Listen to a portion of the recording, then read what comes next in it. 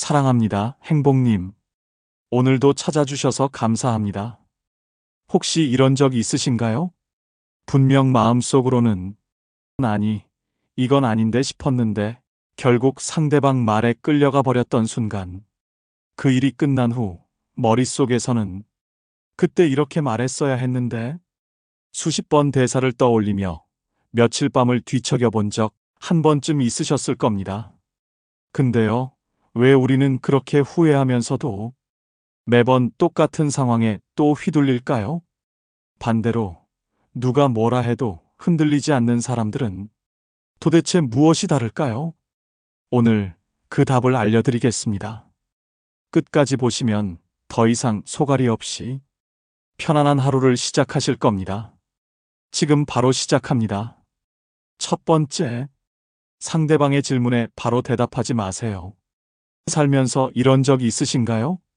친구나 지인이 불쑥 다가와 뜬금없는 질문을 툭 던졌을 때 머릿속이 하얘져 얼떨결에 대답했던 순간 그 대답이 내 진짜 마음은 아니었는데 그땐 어쩔 수 없었다는 생각이 들었죠.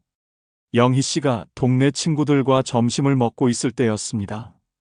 모임 분위기가 한창 무르익을 무렵 갑자기 친구 중 한 명이 말합니다. 영희 씨, 다음 주말에 애들 다 데리고 영희 씨 집에서 한번 모이자. 다들 괜찮지? 다른 친구들도 오, 좋은데? 영희 씨 집이 넓으니까 편하겠네. 하며 환호성을 지릅니다. 영희 씨는 머뭇거리다가 분위기를 깨기 싫어 얼떨결에 그럼 뭐 괜찮아. 라고 말해버렸죠. 하지만 집에 돌아와서 이게 웬걸? 마음이 뒤숭숭합니다. 내가 왜 이렇게 쉽게 말했지? 주말엔 청소도 해야 하고 애들도 챙겨야 하고 너무 힘들 텐데. 밤새 뒤척이면서 이런 생각만 맴돕니다. 그때 그냥 생각 좀 해보겠다고 말했어야 했는데. 이런 상황, 여러분도 겪어보셨나요? 우리가 질문에 바로 대답하게 되는 건 주로 상대를 실망시키거나 분위기를 깨기 싫어서입니다. 그런데 심리학적으로, 즉각적으로 대답하면 상대방은 무의식적으로 우리를 쉽게 조종할 수 있다고 느끼게 됩니다. 결국, 내가 이 사람이 부탁하면 무조건 들어주는 사람이라는 이미지가 굳어지고 그 뒤로도 비슷한 요구들이 계속 이어지게 되죠. 그렇다면 이런 상황에서 어떻게 해야 할까요?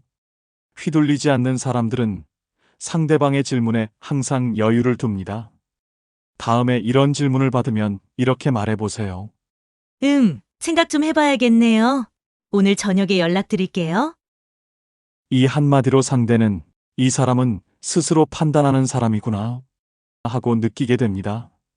게다가 시간을 벌어 내가 진짜 원하는 답을 생각할 기회도 생기죠. 다산 정약용 선생님은 이렇게 말씀하셨습니다. 급할수록 마음을 다스려야 한다. 느긋한 태도가 곧 바른 결정을 만든다. 급하게 대답하지 않는다는 건 단순히 시간을 끄는 게 아닙니다. 내 마음을 지키고 상대방에게도 내 결정을 존중받는 방법인 겁니다. 여러분도 혹시 지금까지 이런 일로 속상했던 적이 있으신가요? 그랬다면 오늘부터는 조금만 멈춰보세요. 내가 내린 결정이 내 마음을 존중하는 것인지 스스로에게 물어보세요.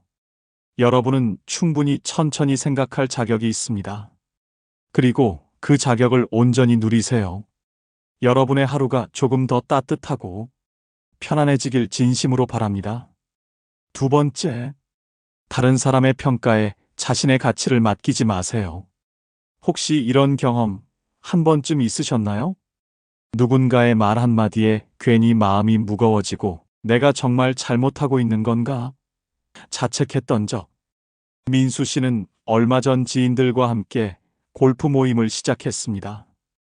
평소 운동은 잘 안 했지만 건강도 챙기고 사람들과 어울리자는 생각에 시작한 거였죠.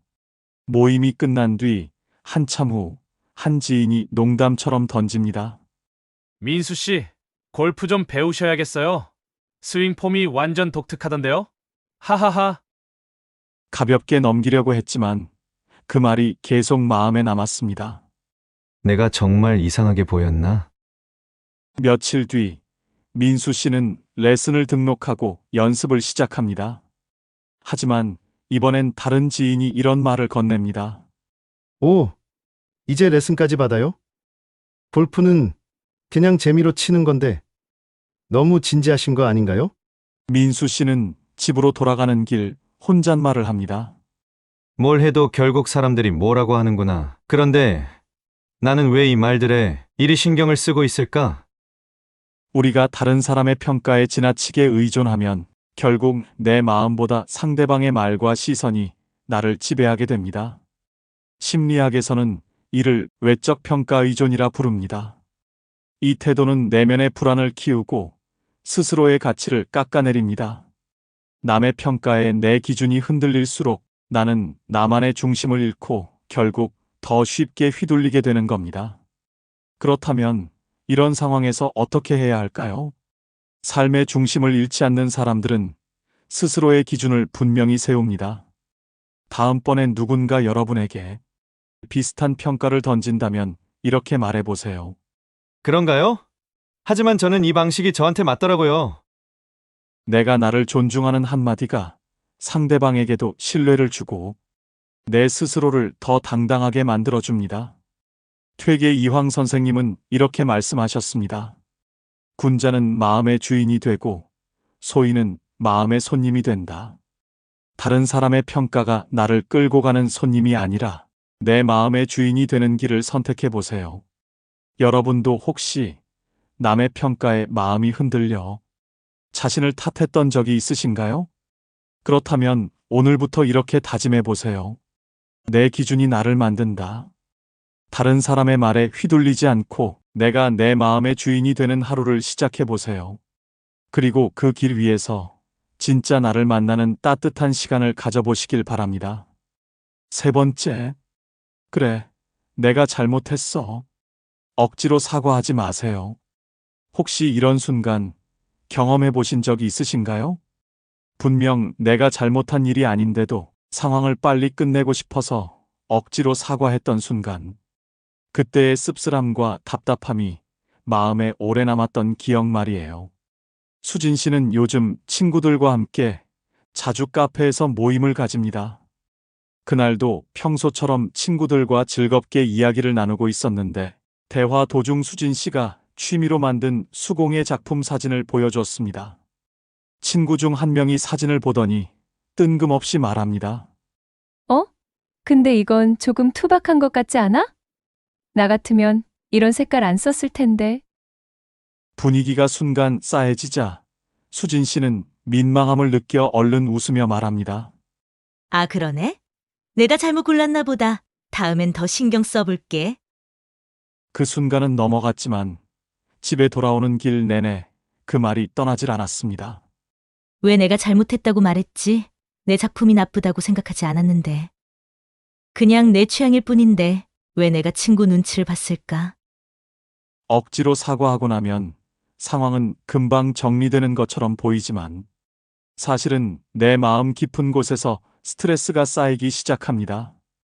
심리학적으로 억지 사과는 자기 존중감을 훼손하고 상대방에게도 나를 쉽게 판단할 수 있는 신호를 보냅니다. 결국 나도 모르게 점점 더 나를 낮추고 상대방의 기분을 우선시하게 되는 악순환이 생기는 겁니다. 그렇다면 이런 상황에서 어떻게 해야 할까요? 스스로를 존중하는 사람들은 억지로 사과하지 않고 대신 부드럽게 자신을 표현합니다. 다음번에 비슷한 말을 들으면 이렇게 말해보세요. 그런가? 난 이 색이 꽤 마음에 들더라고. 그래도 의견 고마워. 이 한마디로 내 취향을 지키면서도 상대방과의 관계를 부드럽게 유지할 수 있습니다. 억지로 사과하지 않아도 충분히 상대방을 존중할 수 있다는 걸 기억하세요. 율곡 이이 선생님은 이렇게 말씀하셨습니다. 나를 낮추는 것이 미덕이 될 때도 있지만 지키는 것이 더 큰 미덕이 될 때가 있다. 내 마음을 지키는 일이야말로 내가 나를 존중하는 첫걸음 아닐까요? 여러분도 혹시 억지로 사과하면서 마음이 더 답답해졌던 경험이 있으신가요? 그렇다면 오늘부터는 조금만 멈춰 보세요. 사과는 미안할 때 하는 것이다. 내가 정말 잘못했을 때만 진심을 담아 사과하고 그 외의 순간에는 나 자신을 더 존중해 보세요. 그렇게 지켜낸 내 마음이 결국 더 당당하고 따뜻한 나를 만들어 줄 겁니다. 네 번째, 내가 희생하면 다 좋아질 거야. 라고 생각하지 마세요. 혹시 이런 순간 경험해 보신 적이 있으신가요? 가족이나 주변 사람들을 위해 내가 모든 걸 감당하면 모든 문제가 해결될 거라고 생각했던 적. 그런데 시간이 지나고 나니 오히려 더 지치고 그 누구도 내 노력을 제대로 알아주지 않았던 순간 말이에요. 재훈 씨는 요즘 가족 문제로 고민이 많습니다.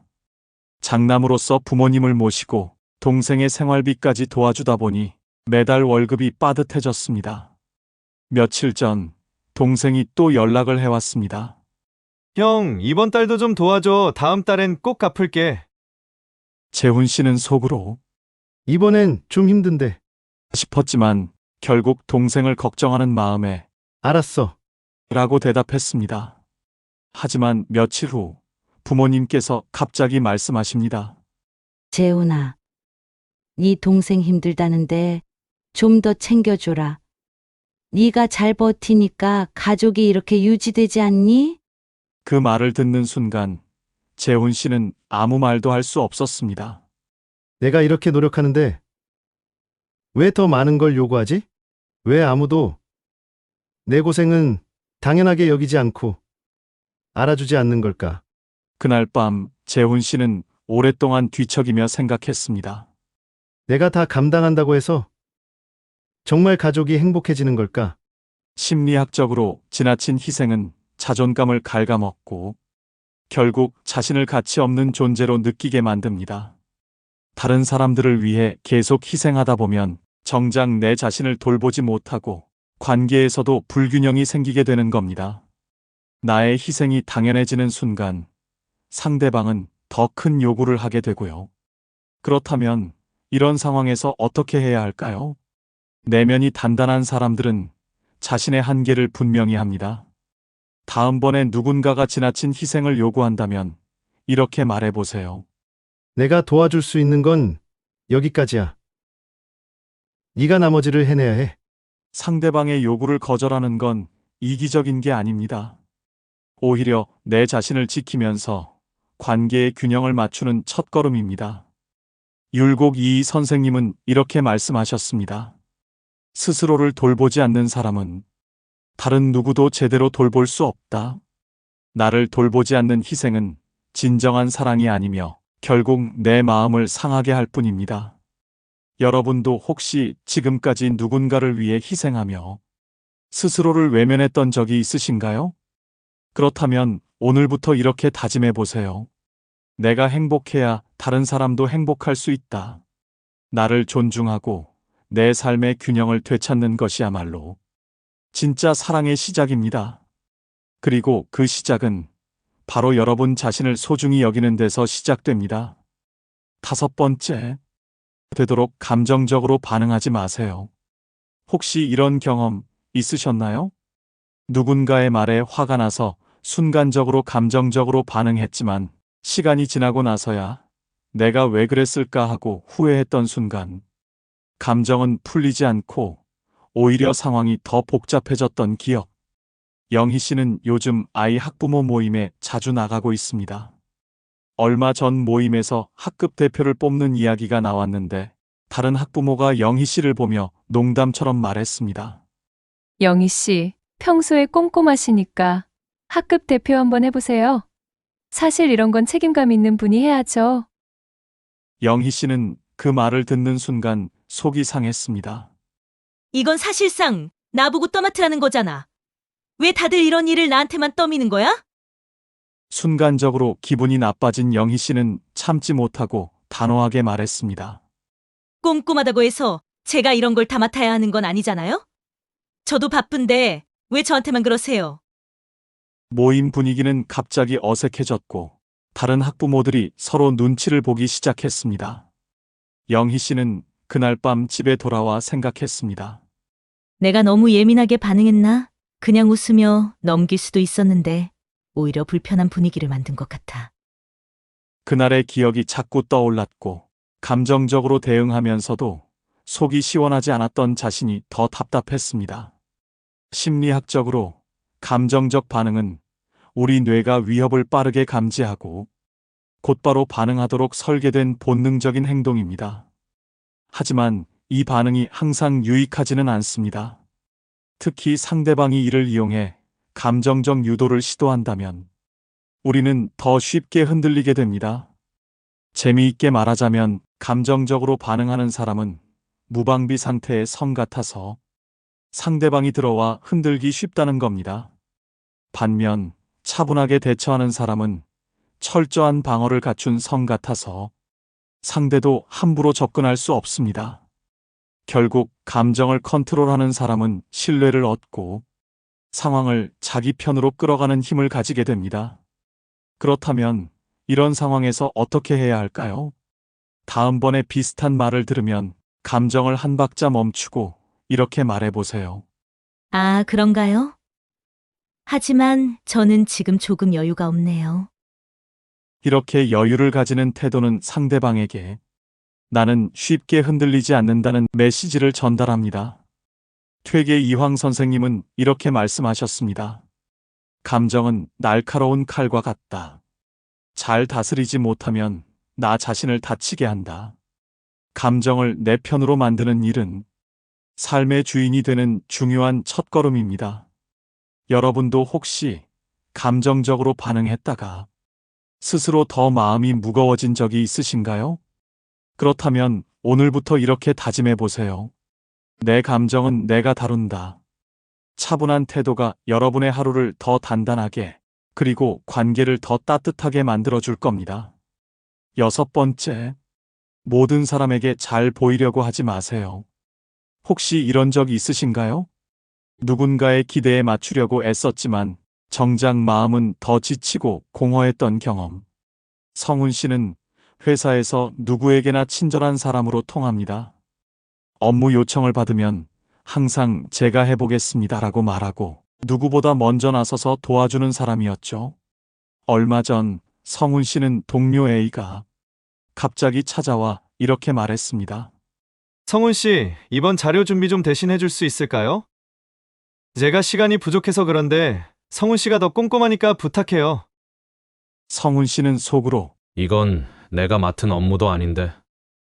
생각했지만 알았어요. 제가 해볼게요. 라며 또다시 도와줬습니다. 며칠 뒤 동료 B도 다가옵니다. 성훈 씨, 이번 팀 프로젝트에서 발표 자료 좀 맡아줄래요? 지난번에 잘했으니까 이번에도 좀 부탁할게. 성훈 씨는 또 그럴게요. 라고 대답했습니다. 그런데 프로젝트가 끝난 뒤 성훈 씨는 깜짝 놀랐습니다. 성과를 평가하는 자리에서 A와 B는 자신들이 열심히 했다는 이야기만 하며 성훈 씨의 공헌에 대해선 아무 말도 하지 않은 겁니다. 심지어 다음 날엔 또 다른 동료가 그에게 일을 떠넘기려 했습니다. 심리학적으로 모든 사람에게 잘 보이려는 태도는 내 자존감을 깎아내리고 타인에게 이 사람은 늘 도움을 주는 사람이라는 이미지를 심어줍니다. 결국 나의 가치는 희석되고 사람들은 나를 이용하기 쉬운 대상으로 여기게 되는 거죠. 그렇다면 이런 상황에서 어떻게 해야 할까요? 다음번에 비슷한 요청을 받으면 이렇게 말해보세요. 이번엔 제가 맡은 업무가 많아서 어렵겠습니다. 다른 방법을 찾아보는 게 좋을 것 같아요. 이렇게 내 기준을 분명히 하면 사람들은 나를 더 존중하게 되고 관계에서도 균형을 맞출 수 있습니다. 율곡 이이 선생님은 이렇게 말씀하셨습니다. 다른 이의 기대에 스스로를 잃지 않는 것이 진정한 존중의 시작이다. 내가 나를 존중할 때 타인도 나를 소중히 여길 수 있습니다. 여러분, 이제는 나를 소중히 여기는 연습을 시작해 보세요. 모두를 만족시키지 않아도 괜찮습니다. 진짜 나를 아끼고 존중하는 사람들이 언제나 내 곁에 남아줄 겁니다. 오늘 우리는 휘둘리지 않는 사람은 남이 아닌 자신의 마음에 귀 기울인다는 것을 배웠습니다. 이제 여러분도 스스로를 더 아끼고 존중하며 마음을 편안하게 하는 길을 걸어가시길 바랍니다. 혹시 여러분도 비슷한 상황을 겪으셨다면 댓글로 사연을 나눠주세요. 많은 분들께 큰 도움이 될 것입니다. 이 영상이 필요한 분들께 공유해 주시고 구독과 좋아요로 저를 응원해 주세요. 여러분과의 소중한 연결이 저에게 큰 힘이 됩니다. 오늘도 여러분의 행복을 빕니다. 이상으로 행복 주문서였습니다.